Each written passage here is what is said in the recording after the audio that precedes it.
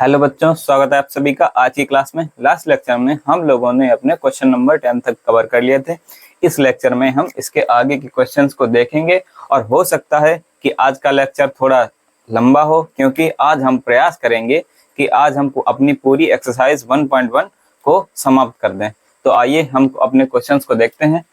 हमारा question number 11 कह रहा है कि सिद्ध कीजिए कि किसी समतल में स्थित बिंदुओं के समुच्चय में रिलेशन, एक समुच्चय है कलेक्ट ऑफ नंबर्स, एक बिंदुओं का समुच्चय दिया गया है जिसमें हमें रिलेशन डिफाइन किया गया है कि P, Q सच दैट बिंदु P की मूल बिंदु से दूरी और बिंदु Q की मूल बिंदु से दूरी समान है। यानी अगर आप मूल बिंदु से P की दूरी लोगे और मूल बिंदु से Q की दूरी लोगे तो वो बराबर आएगी। दिया गया है कि द्वारा प्रदत्त संबंध एक तुल्यता संबंध है, यानी कि इक्विवेलेंस रिलेशन है। हमें सिद्ध करना है कि यह संबंध स्वतुल्य भी है, सममित भी है और संक्रामक भी है, क्योंकि जब ये तीनों होता है तभी वो होता है, तुल्यता संबंध होता है।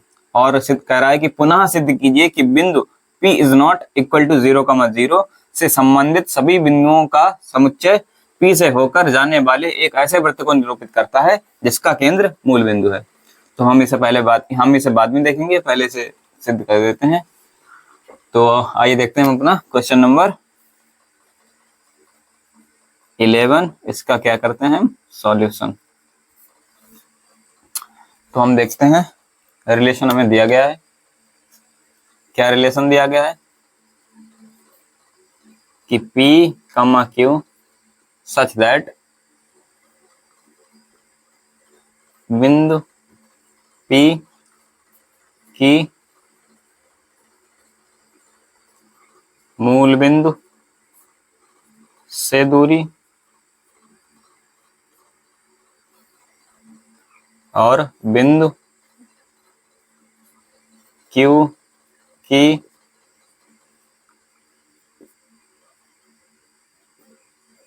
मूल बिंदु से दूरी के समान है या एक समान है। के समान है यहाँ लिख दीजिए, जो दिया गया वही लिख दीजिए।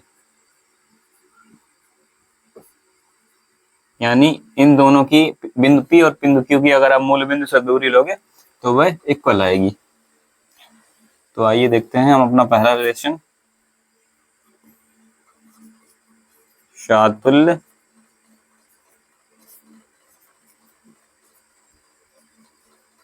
संबंध।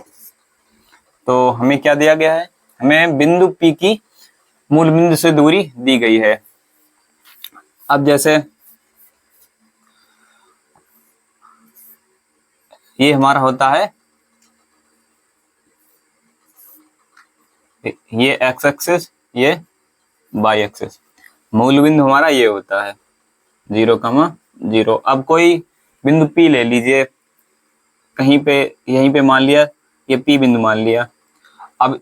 अब ये दूरी है, ये बिंदु O है, ये P है, तो यही तो हुआ ना, मूल बिंदु से P की दूरी तो कितनी दूरी हुई, OP हुई ना। तो हम इसे इतना बड़ा ना लिख के सिर्फ OP लिख देंगे।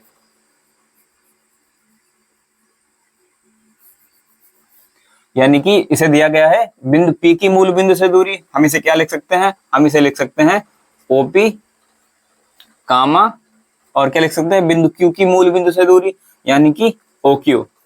ये क्या है, ये बिलोंग्स टू R है, यानी कि ये इस रिलेशन में आती है। या लिख दीजिए जहां O इक्वल टू ओरिजिन या मूल बिंदु। ओके, बॉक्स में बंद कर दिए। तो दिया गया है कि OP comma OQ belongs to R, ये हमें दिया गया है। यानी कि ये कह रहा है कि अब उसमें क्या होता है, स्वतुल्य संबंध में OQ की जगह पे हम क्या लिख देंगे, OP लिख देंगे। क्या OP बराबर OP होगा, जब OP की मूल बिंदु से दूरी OQ के बराबर है, तो क्या OP की मूल बिंदु से दूरी OP के बराबर होगी? खुद से दूरी बराबर तो होगी ही, क्योंकि बिंदु O से बिंदु P की दूरी जितनी होगी उतनी ही बिंदु O से P की होगी, क्योंकि कहे तो हम वही रहे हैं ना। तो अर्थात OP जो होगा, OP कामा OP, ये बिलोंग्स टू आर होगा। ऐसे बहुत से क्वेश्चन हम कर चुके हैं, यानी कि आर जो है वो स्वातुल्य संबंध है हमारा। तो हम देखते हैं अपना दूसरा संबंध, कौन सा? सममित।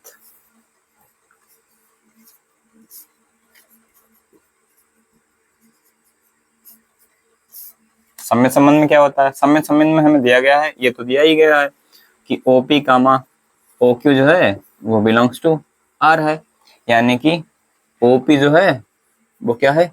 OQ के बराबर है। OP की P की मूल बिंदु से दूरी और Q की मूल बिंदु से दूरी बराबर है। तो चाहे आप इस प्रकार कहिए या ये कहिए कि Q की मूल बिंदु से दूरी P की मूल बिंदु से दूरी के बराबर है, यानी कि हम इसे OQ बराबर OP भी लिख सकते हैं। और अगर हम इसे ऐसे लिख सकते हैं तो इसका मतलब ये हुआ कि OQ कामा OP ये जो है ये बिलोंग्स टू R है। तो इसका ये क्या मतलब हो जाएगा? इसका मतलब हो जाएगा कि R सममित संबंध है। तो आप लोग इतना नोट कर लीजिए, आगे देखते हैं हम। आइए दोस्तों चलते हैं हम अपने अब थर्ड रिलेशन की तरफ, जो कि होता है हमारा संक्रामक संबंध। हम इसे ट्रांजिटिव रिलेशन भी बोलते हैं। इसमें हमें कंडीशन दी होती हैं। इसमें दिया होता है कि यदि OP comma OQ belongs to R है। अब थर्ड हम किसी को भी मान सकते हैं। मान लीजिए कि OQ comma OS belongs to R है, तो हमें सिद्ध करना है। तो क्या जो OP जो है वो OS बिलोंग्स टू R होगा? तो आइए देखते हैं। अब इसके हिसाब से क्या है, पहले लिखते हैं कि OP कामा OQ जो है वो बिलोंग्स टू R है। इसका क्या मतलब है? इसका मतलब है कि OP जो है वो OQ के बराबर है। इसे इक्वेशन 1 डाल दीजिए। और OQ जो है ये दिया गया है OQ comma OS belongs to R है। इसका क्या मतलब है? इसका मतलब है कि OQ जो है वो OS के बराबर है। अब देखिए समीकरण 1 से OQ का मान समीकरण 2 में रख दीजिए, लिख दीजिए समीकरण 1 से OQ का मान समीकरण 2 में रखने पर। तो अगर हम यहाँ से OQ की वैल्यू उठा के यहाँ पे रख देंगे, OQ की वैल्यू कितनी है? OP है। OQ की जगह पर OP रख दीजिए, तो क्या आ जाएगा? OP बराबर OS आ जाएगा। अगर OP OS के बराबर है, इसका मतलब है कि OP कामा जो OS है वो बिलोंग्स टू R है।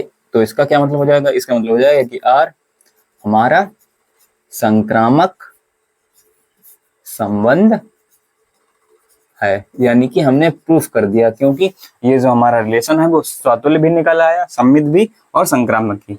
अगर तीनों निकल आता है तो हम उसे तुल्यता संबंध बोल देते हैं। ये हमारा तुल्यता संबंध निकल आया। तो आइए देखते हैं हम। हेलो बच्चों, तो हमने वो ये सिद्ध कर दिया कि यह एक तुल्यता संबंध है। इससे आगे का पार्ट पढ़ते हैं। इसमें कह रहा था कि पुनः सिद्ध कीजिए कि बिंदु P is not equal to 0,0, यानी कि जो बिंदु P जो है वो मूल बिंदु नहीं है। 0,0 क्या होता है? मूल बिंदु होता है। इसलिए ये कह रहा है कि बिंदु P जो है वो मूल बिंदु नहीं हो सकता। P is not equal to 0,0 से संबंधित सभी बिंदुओं का समुच्चय P से होकर जाने वाले, यानी कि एक हमें P से होकर जाने वाले एक ऐसे वृत्त को निरूपित करता है। यानी कि हमें एक वृत्त बनाना है जो कि बिंदु P से होकर जाता हो, जिसका केंद्र मूल बिंदु हो और जिसका केंद्र मूल बिंदु हो। जैसे हम देखते हैं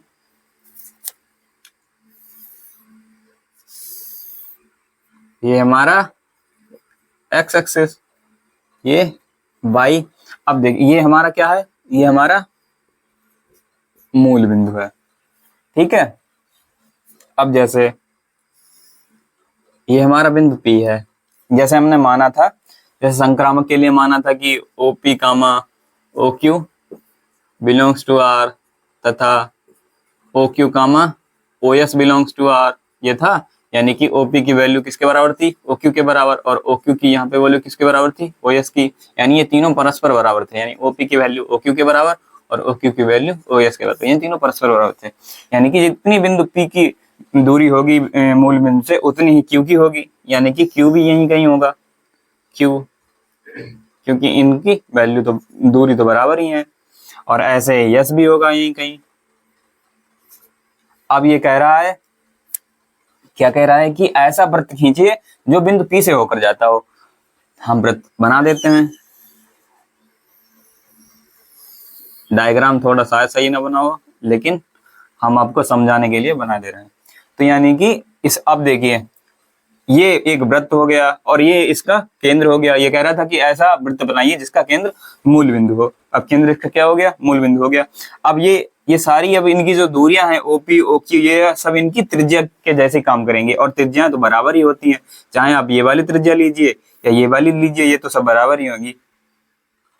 यानी कि अब ये कह रहा था कि ऐसा क्या ज्ञात कीजिए, सभी बिंदुओं का समुच्चय, समुच्चय ज्ञात कीजिए। अब समुच्चय हमारा क्या हो गया, अब इस वृत्त पर आने वाले सभी बिंदु जो होंगे, जैसे ये कोई बिंदु ले लीजिए, ये ऐसे करके इस जो वृत्त पर जितने भी बिंदु आएंगे उन सब की दूरियां मूल बिंदु से बराबर होंगी, क्योंकि अब ये त्रिज्याएं की तरह काम कर रहे हैं। तो बस यही हमें डायग्राम बनाने को कह रहा था, हमने बना दिया है। आप ऐसा ही एक अच्छा डायग्राम बना लीजिए प्रकार की हेल्प लेके।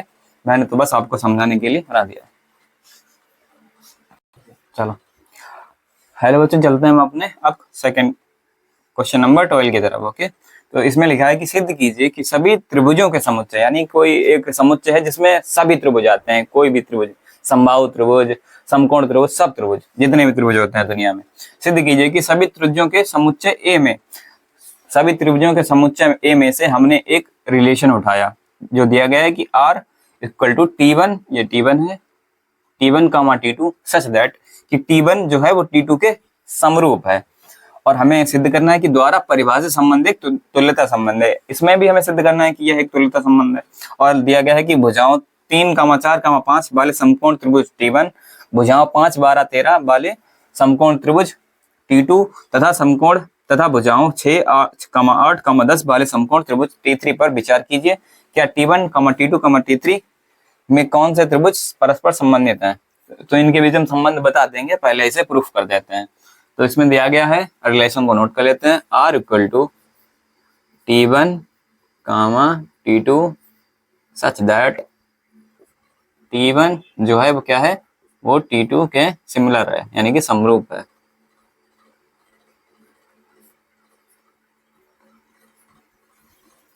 तो हम पहला रिलेशन देखते हैं अपना। ये क्वेश्चंस इजी हैं, तो आप भी साथ साथ करने का प्रयास करिए खुद से। स्वातुल्य संबंध, अब हमें दिया क्या गया है उसे हम नोट कर लेते हैं। दिया गया है कि T1 कामा T2 है, ये बिलोंग्स टू R है, और जो T1 है वो T2 के क्या है, समरूप है। T1 T2 के समरूप है, कोई T1 जो है वो T2 के समरूप है, तो T1 खुद के तो समरूप होगा ही, जब दूसरे के है तो खुद के तो होगा ही, यानी कि T1 जो होगा वो T1 के समरूप होगा। यानी कि T1 जो कामा T1 है ये बिलोंग्स टू R होगा, और जो हमारा R होगा वो हमारा एक सातुल्य संबंध होगा, यानी कि R सातुल्य संबंध है। ओके, तो हम चलते हैं अपने सेकंड रिलेशन की तरफ, जो कि होता है सममित संबंध।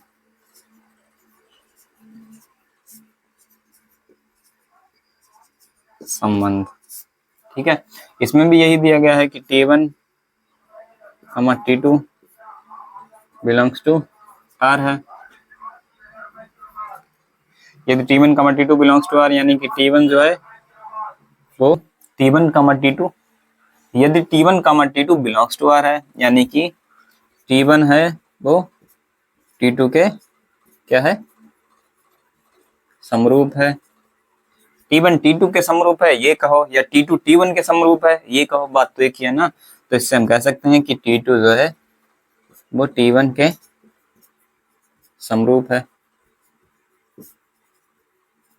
यानी कि T2 T1 जो है ये बिलोंग्स टू आर है। और अगर T1 2 T1 belongs to are है तो आर हमारा सममित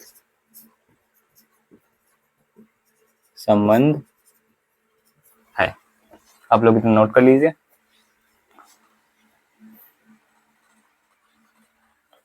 आइए दोस्तों चलते हैं हम अपने थर्ड रिलेशन की तरफ, जो कि होता है संक्रामक संबंध। ओके, तो देखिए इसमें दिया गया है कि यदि T1 समरूप है, ये समरूप का निशान होता है, चाहो तो लिख दीजिए कि T1 T2 के समरूप है, या ऐसा निशान बना दीजिए कि T1 T2 के समरूप है एंड T2 जो है वो T3 के समरूप है। अब देखिए T1 T2 के समरूप है और वही T2 T3 के समरूप है, और T1 भी तो T3 के समरूप हो जाएगा, यानी कि T1 जो है T2 के समरूप है और T2 जो है वो T3 के समरूप है। तो इसका क्या मतलब है, T1 जो है वो T3 के भी समरूप है, क्योंकि यह परस्पर समरूप में एक ही जैसे हैं। T1 है वो T3 के समरूप है, के समरूप है, यानी कि T1 T3 जो है ये बिलोंग्स टू R है, यानी कि R जो है हमारा वो संक्रामक संबंध है। अब इससे आगे पढ़िए, क्या कह रहा था, ये कह रहा था कि सिद्ध कीजिए, ये तो हमने कर ही दिया, कहाँ तक कर दिया, तुल्यता संबंध है। अब कह रहा है कि भुजाओं 3, 4, 5 वाले समकोण त्रिभुज T1 इनकी जो ये हमारे क्या है, ये ट्रिपलेट्स हैं, यानी कि 3, 4, 5, इसमें 5 कांड होगा, इनमें से कोई एक आधार होगा, एक लंब होगा, ये हमारे ट्रिपलेट्स होते हैं, आपने पाइथागोरस प्रमेय पढ़ी होगी। तो ये हमारे T1 दिया गया है और T2 क्या दिया गया है, T2 दिया गया है 5, 12, 13, T2 दिया गया है 5, 12, 13 और T3 दिया गया है 6, 8, 10। अब हमें इनमें क्या करना है, क्या बताना है, अब हमें इनमें रिलेशन बताना है कि क्या संबंध है, यानी कि ये किस एक दूसरे के समरूप है या नहीं है। अब समरूप होने के लिए हमें क्या इसमें पता करना होगा, हम इनकी भुजाओं का अनुपात निकालेंगे। यदि अनुपात बराबर आ जाता है तो हम उसे समरूप कह देंगे, यदि अनुपात बराबर नहीं आता है तो वे समरूप नहीं होंगे। अब जैसे T1 का T2 के साथ निकालते हैं। ओके, पहले इन दो का निकालते हैं, T1 और T2 का, इनका अनुपात निकालेंगे, इसका इसके साथ, इसका इसके साथ, इसका इसके साथ निकालेंगे तो क्या आएगा, 3/5 बराबर 4/12 बराबर 5/13, जो कि इक्वल नहीं है। तो ये इनमें तो कुछ संबंध नहीं है। अब T1 का T3 के साथ निकालोगे, अगर T3 के साथ निकालोगे कि तो क्या आएगा, 3/6, 4/8 T1 एंड T3 के बीच निकालोगे अगर, तो क्या आएगा, 3/6 बराबर 4/8 बराबर 5/10। इनके देखिए 3 इन्हें आप कट करोगे, 3 1 जा 3, 3 2 जा 6, तो 1/2 आएगा। इसे कट करोगे तो 4 1 जा 4, 4 2 जा 8, और इसे भी कट करोगे, यानी कि जो T1 और T3 जो हैं ये समरूप हैं। ओके, तो T1 और T3 जो हैं ये तो समरूप निकला है, यानी कि ये हमारा रिजल्ट निकला। अब T2 के लिए देखते हैं। T1 और T2 का तो हम यहीं पे देख चुके हैं, T1 या T2 का निकालो या T2 T1 का निकालो, बात देखिए। अब T2 का T3 के साथ देखते हैं। अब देखते हैं T2 एंड T3 के लिए रिलेशन देखते हैं। अगर आप निकालोगे तो आएगा इनका अनुपात इसका इसके साथ 5/6, 12/8 और 13/10। इनकी वैल्यू निकालोगे कट करके तो इक्वल नहीं आएंगी, यानी कि हमारा क्या रिलेशन निकला, यानी कि T1 T3 के समरूप है। ये हमारा फाइनल रिलेशन निकला इन तीनों में, बाकी तो किसी में भी कुछ रिलेशन नहीं निकला। तो हमारे यहाँ पे 11 12 क्वेश्चन कवर होते हैं। आइए बच्चों चलते हैं हम अपने क्वेश्चन नंबर 13 की तरफ। इसमें लिखा है कि सिद्ध कीजिए कि समस्त बहुभुजों के समरूप के समुच्चय ए में समस्त बहुभुजों के समुच्चय ए में हमें एक रिलेशन दिया गया है। क्या दिया गया है कि r equal to P1 comma P2 such that P1 तथा P2 की भुजाओं की संख्या समान है। यानी कि ये इनका चित्र कुछ भी हो लेकिन इनमें जो भुजाओं की संख्या है वो समान है। प्रकार से परिभाषित संबंध एक तुल्यता संबंध है।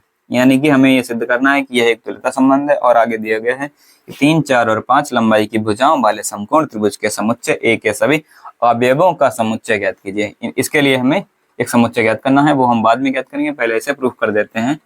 इसमें रिलेशन क्या दिया गया है उसे नोट कर लेते हैं। r equal to P1 comma P2 P1 comma P2 such that P1 तथा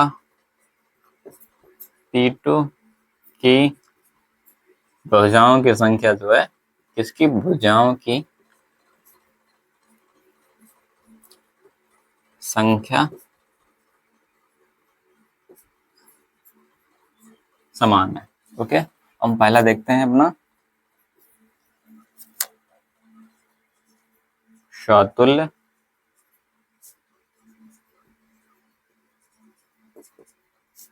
ओके, तो ये देखते हैं। इसमें दिया गया है कि हमें कि P1 जो P2 है ये बिलोंग्स टू R है। यानी कि P1 तथा P2 में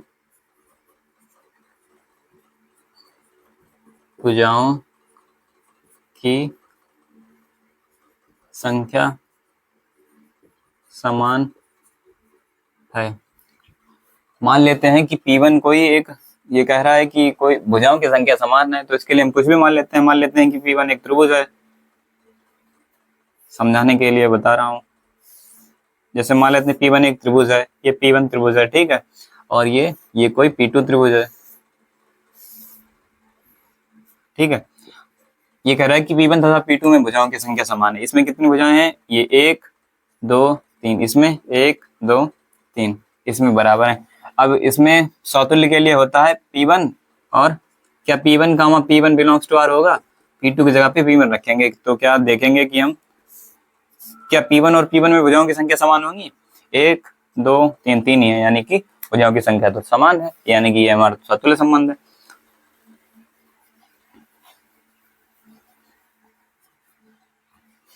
यानी कि P1 कामा P1 में भुजाओं की संख्या समान है। यानी कि P1 कामा P1 जो है ये बिलोंग्स टू R है, और जो R है हमारा वो स्वातुल्य संबंध है। अब हम देखते हैं अपना दूसरा रिलेशन, सममित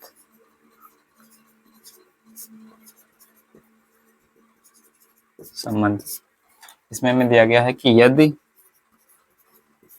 P1 कामा P2 ये जो है ये बिलोंग्स टू R है, यानी कि P1 बार बार लिखना होता है, P1 तथा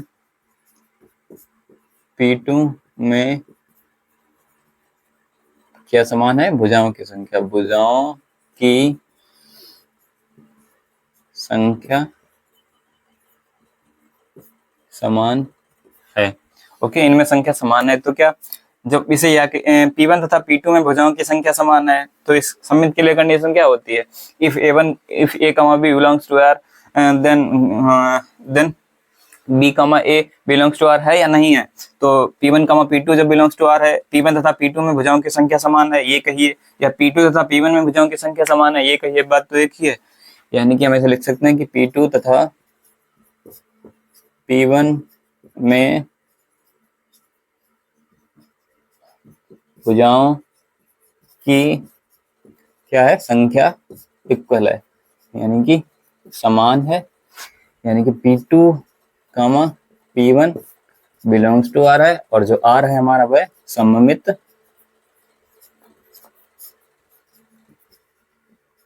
संबंध है।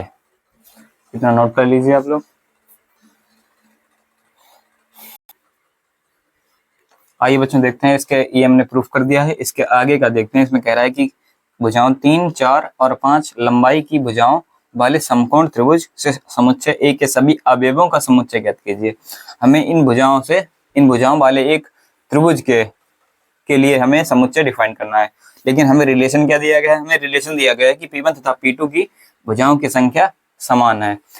हमें भुजाओं के हिसाब से इसके लिए डिफाइन करना है। जैसे ये 3, 4, 5 है, ये क्या होता है? ये ट्रिपलेट होता है, यानी कि ये पाइथागोरस प्रमेय के ट्रिपलेट्स होते हैं। 3, 4, 5, 5, 12, 13, 6, 8, 10 ये जो होते हैं, तो इनके लिए एक राइट एंगल बनेगा, राइट एंगल ट्रायंगल, जिसमें ये कोण 90 डिग्री होगा, ये 5 होगा, ये 4 होगा, ये 3 होगा। ये 3 हो या ये 3 हो या ये 3 हो, मतलब ये तो 5 ही होगा। अब देखिए इसमें हमें भुजाओं की संख्या देखनी है। अब वो राइट एंगल ट्रायंगल हो या वो कोई भी हो या वो इक्विलैटरल हो, कुछ भी हो,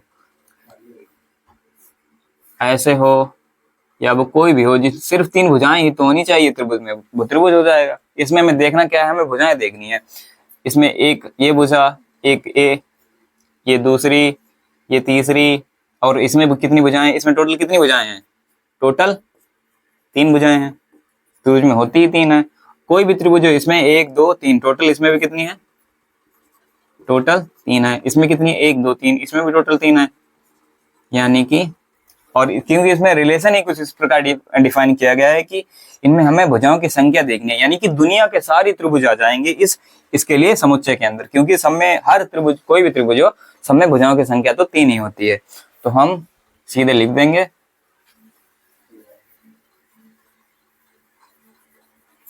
यहीं से उठा लीजिए, लगभग 3, 4 और 5, 3, 4 और 5 लंबाई की भुजाओं वाले समकोण त्रिभुज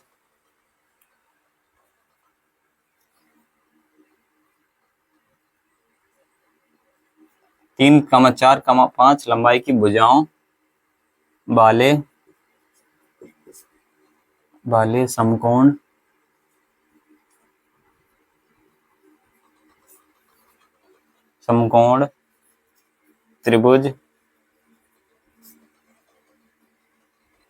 त्रिभुज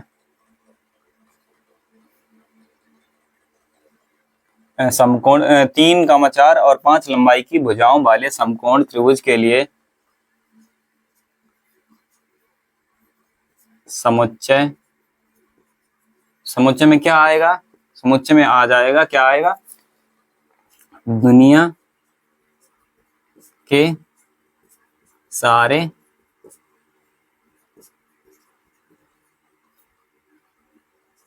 ट्रायंगल, यानी कि क्योंकि कोई राइट एंगल ट्रायंगल हो या फिर कोई सा भी ट्रायंगल हो, हर त्रिभुज में, हर ट्रायंगल में 3 ही साइड्स होती हैं। तो ये क्वेश्चन हमारा यहाँ पे कवर होता है। तो आइए देखते हैं हम अपने आगे के क्वेश्चंस को। चलिए दोस्तों, चलते हैं हम अपने क्वेश्चन नंबर 14 की तरफ। इसमें कह रहा है कि मान लीजिए कि XY तल में स्थित समस्त रेखाओं का समुच्चय यल है, और यल में हमें रिलेशन क्या दिया है? दिया है कि L1, L2 such that L1 जो है वो L2 के समांतर है, द्वारा परिभाषित संबंध R है। द्वारा परिभाषित संबंध R है। सिद्ध कीजिए कि R एक तुल्यता संबंध है। रेखा y बराबर 2x + 4 से संबंधित समस्त रेखाओं का समुच्चय भी ज्ञात कीजिए। तो चलिए हम इसे पहले प्रूफ करते हैं, जैसा कि पिछले क्वेश्चंस में किया है। ये हमारा है क्वेश्चन नंबर 14। इसका करेंगे सॉल्यूशन। तो पहला रिलेशन में क्या दिया गया है? L1 है और L2 है, और क्या है? ये जो L1 जो है समांतर है किसके? L2 के। तो स्वातुल्य संबंध देखते हैं। स्वातुल्य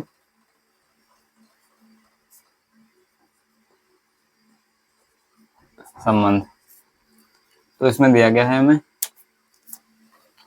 L1, L2 belongs to R, यानी कि L1 है वो समांतर है L2 के। अब चलिए देखते हैं, जैसे इसे हम डायग्राम्स देखते हैं। कोई रेखा मान लेते हैं कि ये जो है ये L1 है और समांतर है L2 के, यानी कि इसके पैरेलल होगी, इसे L2 मान लेते हैं। कोई भी रेखा जैसे L1 है वो L2 के समांतर है, L1 समांतर है L2 के ये कहो, या L2 समांतर है L1 के ये कहो, बात तो एक ही है। अब इसमें है कि अब इसमें क्या करेंगे, हम स्वतुल्य संबंध में L2 की जगह पर भी क्या रख देंगे, L1 कामा L1। क्या L1 के समांतर है? कोई रेखा खुद के तो समांतर होती ही है, क्योंकि L1 ये है और L1 दूसरी क्यों होगी, इसी के तो ऊपर होगी, यानी L1 L1 के भी समांतर होगी। कोई रेखा खुद के तो समांतर होती ही है। तो आइए हम इसे देखते हैं, इसे लिख देते हैं कि L1 जो है वो L1 के समांतर है, यानी पैरेलल है। L1 समांतर L2 के है, L2 के। तो यानी कि L1 कामा L1 जो है ये बिलोंग्स टू R है। तो R हमारा क्या हो जाएगा, R स्वतुल्य रिलेशन संबंध है। अब हम चलते हैं अपने सममित संबंध की तरफ।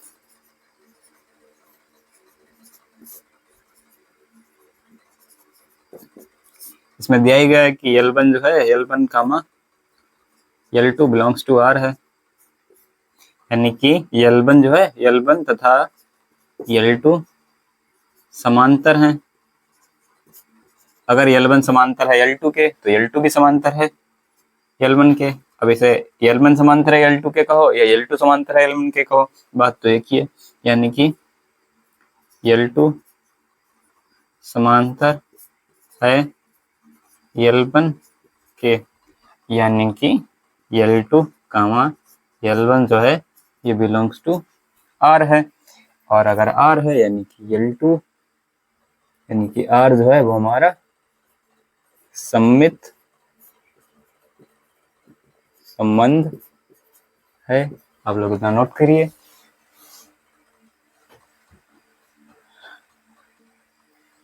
तो चलिए देखते हैं अपने थर्ड रिलेशन को। इसमें दिया गया है कि यदि L1 comma L2 belongs to R and L2 comma L3 belongs to R, यानी कि L1 जो है L1 समांतर है L2 के, और जो L2 है L2 समांतर किसके है, L3 के। तो क्या L1 L3 के समांतर होगी? अब देखिए ये रेखा L1 है, ओके, ये L2 है, क्योंकि ये दोनों समांतर है एक दूसरे के। अब L2 के समांतर कौन सी है, L3 है, L3 है। अब ये तीनों परस्पर समांतर है, L1 L2 के समांतर है, L2 L3 के समांतर है और L1 L3 के भी समांतर है। तो हम इसे लिख सकते हैं कि L1 जो है ये भी समांतर है L3 के। अगर कभी वो वाला क्वेश्चन आए कि L1 लंबवत है L2 के, तो वो वाला क्वेश्चन सही से करिए, वह तुल्यता संबंध नहीं होता है, उसमें देख के करना डायग्राम बना के। L1 समांतर है L3 के, यानी कि L1 जो है L1 comma L3 belongs to R हो जाएगा। R जो होगा वो हमारा संक्रामक संबंध है। ये हमारा प्रूफ हो गया। R स्वतुल्य संबंध है, सम्मित संबंध है और संक्रामक संबंध है, तीनों है, इसलिए ये हमारा तुल्यता संबंध है। अब देखते हैं, आगे बढ़ते हैं। आगे क्या कह रहा था, ये कह रहा था कि सिद्ध कीजिए कि R एक तुल्यता संबंध है, वो हमने सिद्ध कर दिया। रेखा y बराबर 2x + 4 से संबंधित समस्त रेखाओं का समुच्चय ज्ञात कीजिए। अब देखिए ये रेखा दी गई है, क्या, y बराबर 2x + 4। अब दो रेखाएं समांतर कब होगी, दो रेखाएं समांतर तब होंगी, ये आपने इक्वेशन पढ़ी होगी, y = mx + c। अब इसे क्या करिए, तुलना करिए, तो यम क्या निकल रहा है हमारा, यम = 2 आ रहा है। यानी कि अगर हमारी रेखा का स्लोप बराबर होगा, किन्हीं दो रेखाओं का स्लोप बराबर होगा, तो वे रेखाएं भी समांतर होंगी। तो हम ऐसी रेखा बना देंगे, ऐसी रेखा का समीकरण लिखेंगे जिनमें इसका स्लोप तो यही रहे, दो ही रहे, पर रेखा चेंज होती रहे। लिख देंगे कि y = 2x + c। अब सी यहाँ पर कुछ भी हो सकता है, यहाँ पे 4 है, आगे कुछ होगा, 5 होगा, 6 होगा, तो इससे रेखाएं बदलती रहेंगी, लेकिन जो हमारी रेखाएं आएंगी वो सारी समांतर ही होंगी इसके। तो इसे हम लिख देते हैं, क्या लिख देते हैं कि रेखा y equal to 2x plus 4 से रिलेटेड यानी संबंधित समस्त रेखाओं का समुच्चय।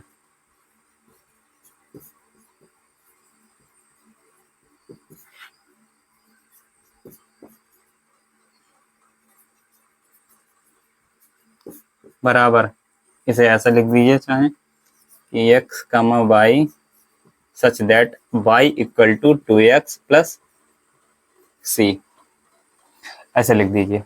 सी बदलता रहेगा, रेखा बदलती रहेगी, लेकिन रहेगी इसके ही समांतर। तो हमारा क्वेश्चन नंबर 14 कवर होता है। आइए चलते हैं अब हमने क्वेश्चन नंबर 15 की तरफ। ये दोनों हमारे ऑब्जेक्टिव हैं। इसमें दिया गया है हमें रिलेशन, मान लीजिए कि समुच्चय 1, 2, 3, 4 में रिलेशन दिया गया है। वन रिलेशन हम यहाँ पे नोट कर लेते हैं। रिलेशन क्या दिया गया है, r इक्वल टू 1, 2 है और 2, 2 है, और क्या दिया गया है 1, 1 ओके, 4, 4, 1, 3, 3, 3 एंड 3, 2। और ये कोई समुच्चय दिया गया है, इसे हम लिख लेते हैं। मान लेते हैं कि ये एक ये समुच्चय ए है हमारा, इसके एलिमेंट है 1, 2, 3, 4। तो हमें इसमें बताना है कि ये क्या है, स्वतुल्य है, सममित है, संक्रामक है, इनमें क्या रिलेशन है। आज स्वतुल्य देखते हैं, हम अपना पहला देखते हैं। अगर हम अपना पहला रिफ्लेक्सिव देखते हैं तो इसके लिए क्या होना चाहिए, इसके लिए खुद हर एलिमेंट का खुद से कनेक्शन होना चाहिए। इसमें देखते हैं जैसे 1 का कहीं पे है, हाँ 1 का 1 से है, 2 का 2 से है, 3 का 3 से है, 4 का 4 से है, यानी कि ये हमारा रिफ्लेक्सिव तो हो जाएगा, यानी कि स्वतुल्य तो है हमारा ये। अब देखते हैं सममित को, अब देखते हैं अपने सिमेट्रिक को।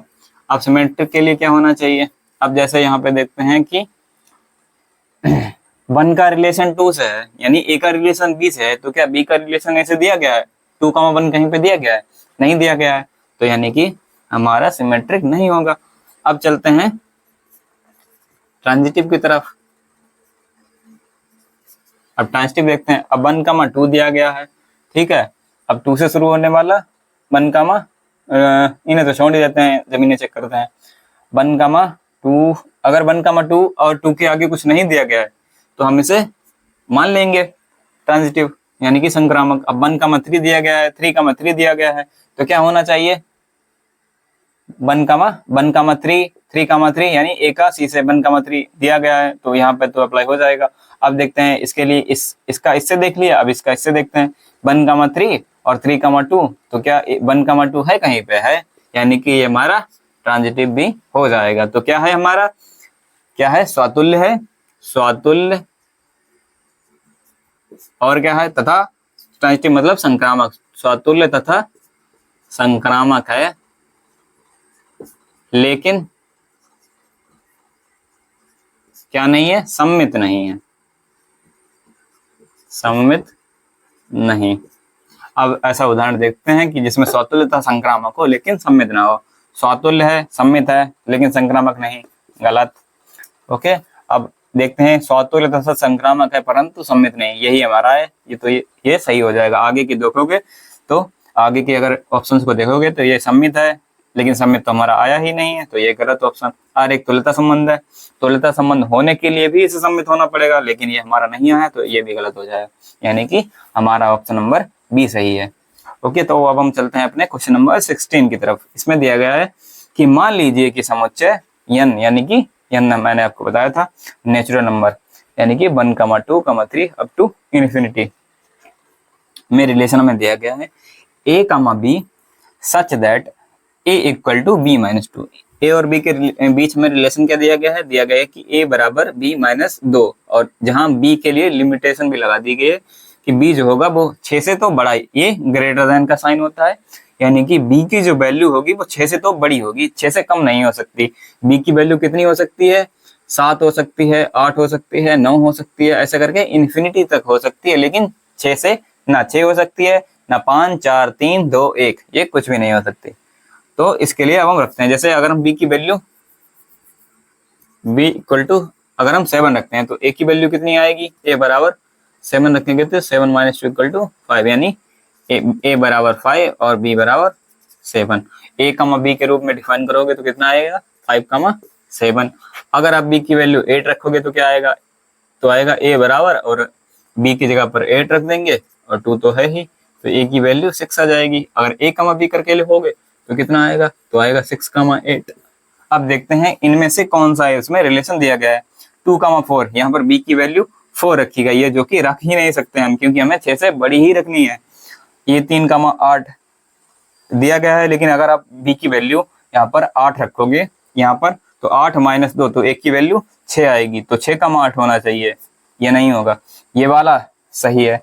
अब इसमें जैसे b की वैल्यू अगर आप 7 रखोगे, जैसे हमने यहाँ पर 7 रखी थी, तो 5 कमा 7 आया था, ना कि 8 कमा 7। तो ये हमारा ऑप्शन नंबर सी सही हो जाएगा। तो दोस्तों यहाँ पर हमारी एक्सरसाइज 1.1 पूरी क्लियर होती है। आप लोग इसका रिवीजन कर लीजिए, एक्सरसाइज बहुत ही सिंपल है। तो आगे हम अपनी एक्सरसाइज 1.2 के परिचय में मिलते हैं। Thank you.